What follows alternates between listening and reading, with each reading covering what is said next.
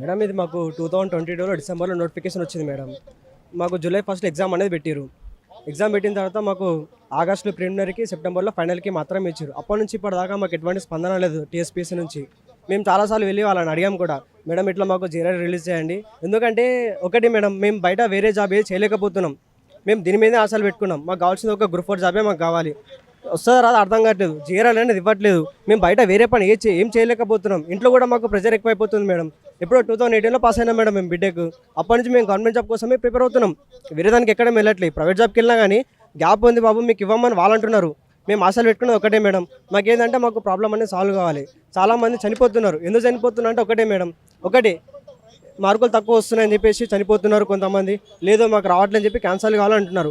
ఒక టీఎస్పీసీ వాళ్ళు మాకు మంచిగా స్పందిస్తే ఈ యొక్క హారిజంటల్ కేసు కూడా ఉంది మేడం, అది కూడా మాకు సాల్వ్ చేసి మాకు వెంటనే మాకు జీఆర్ఎల్ ఇచ్చేసి మా ఉద్యోగాలు మాకు ఇవ్వండి మేడం. అంతకుమించి మాకు ఏమొద్దు. మాకు